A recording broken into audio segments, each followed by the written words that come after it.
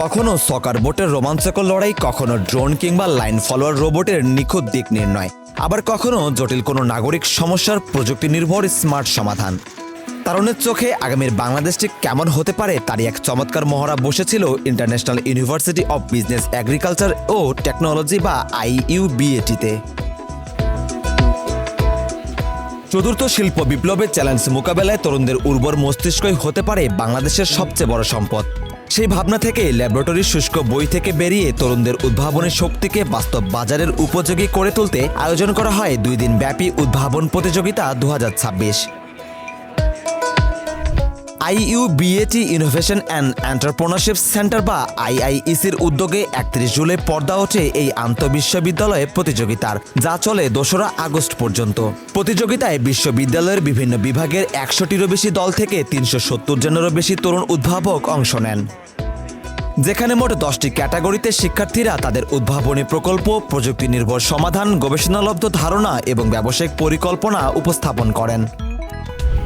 প্রতিযোগিতার ক্যাটাগরিগুলো ছিল প্রজেক্ট প্রদর্শনী, গবেষণা পোস্টার উপস্থাপন, লাইন অনুসরণকারী robot, soccer robot, racing robot, task design, ভূমিকম্প সহনশীল কাঠামো নির্মাণ বা সিসমিক, সফটওয়্যার উদ্ভাবন প্রতিযোগিতা বা হ্যাকাথন, ব্যবসায়িক কেস বিশ্লেষণ এবং উদ্ভাবনী ধারণা উপস্থাপন।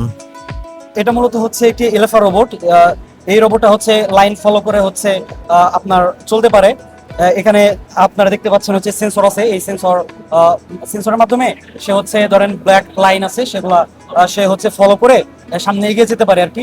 এখানে হচ্ছে আমরা বিভিন্ন টেকনোলজি ব্যবহার করছি, যেমন ন্যানো টেকনোলজি আছে, মোটর ড্রাইভার আছে এবং হচ্ছে সেখানে আমরা একটা ব্যাটারি ইউজ করি, ব্যাটারির মাধ্যমে করা যায়। তো ডিজাইনটা আমাদেরই করা ছিল। এটা সোর্সের যে মেইন যে কম্পাউন্ড আছে ওটা কিভাবে ডেভেলপ করা যায় ডে বাই ডে, ওটা নিয়ে আমার মূলত কাজ। আর মূলত এখন কাজ হচ্ছে প্যারাফেল সোলার সেল নিয়ে।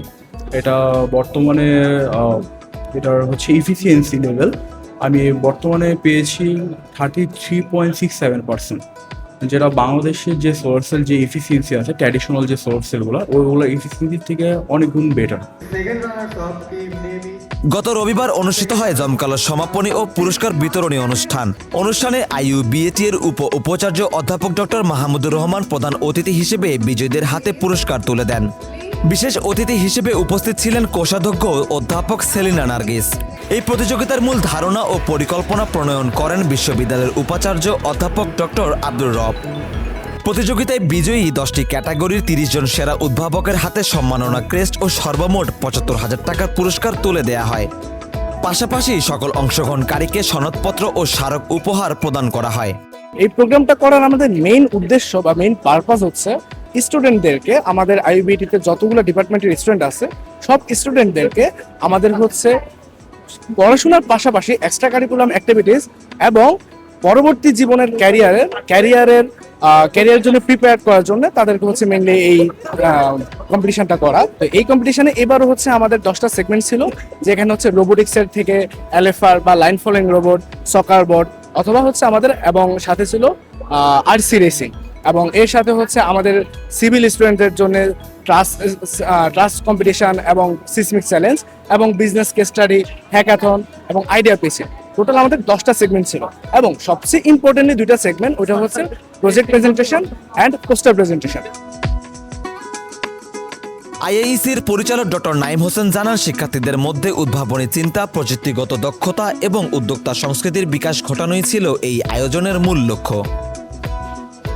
সারোয়ার সেতু, আজকের পত্রিকা, ঢাকা।